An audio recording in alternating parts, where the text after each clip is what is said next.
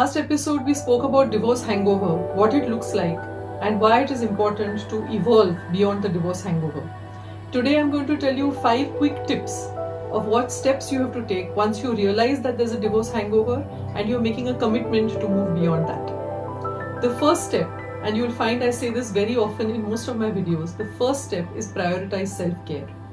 Don't neglect your own needs because you are stalking your ex and trying to, be resentful and furious that they have found happiness with someone else. That is their story. You really don't want to be involved in their story anymore. If your relationship is over, you need to build a relationship with yourself.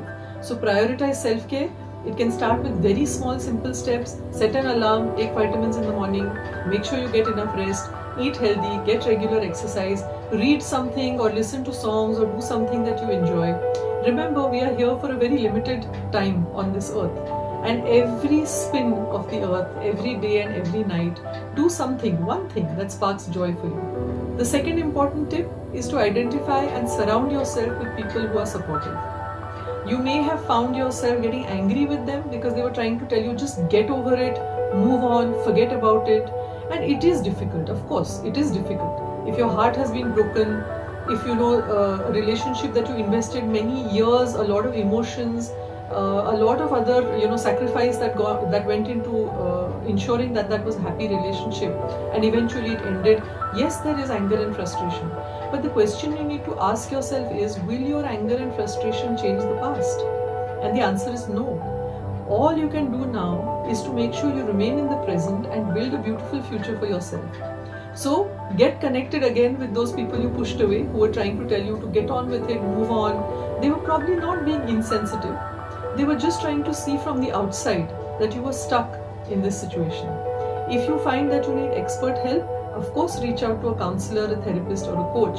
People like us who are trained to help you unpack your grief, resolve all that trauma and find emotional freedom. The third step is to get rid of as many things as you can that remind you of the ex.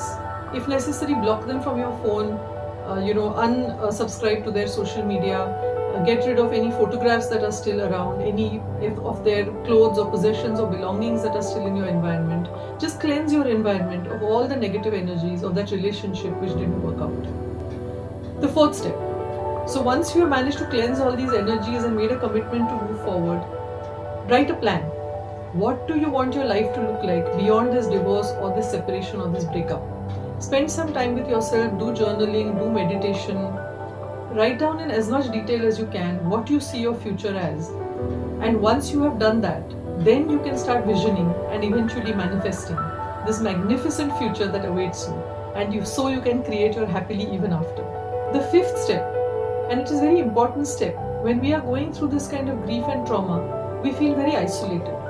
Very often it is also true because many people around us don't actually understand what is happening. Because really it is only someone who's going through the trauma and the grief of a breakup or a separation of it or a divorce can genuinely understand the level of heartbreak, the level of anger, disappointment, sadness, all those emotions that are flooding us. So you do tend to feel isolated. But it is important to remember there are 8 billion people on this planet. There are thousands upon thousands of people, thousands upon thousands of women who are going through almost exactly the same experience as you are. Whether you have suffered at the hands of someone who was physically abusive, psychologically abusive, whether you just left a relationship with a narcissistic person, whatever situation you may have found yourself in, there must be at least 1,000 other women who are going through that. Women who are struggling, women who are fighting, women who are going to push forward through this dark tunnel. So remind yourself that you are in solidarity with all these, and when you stand up for yourself and you step up for yourself, you do so for everyone else in that situation.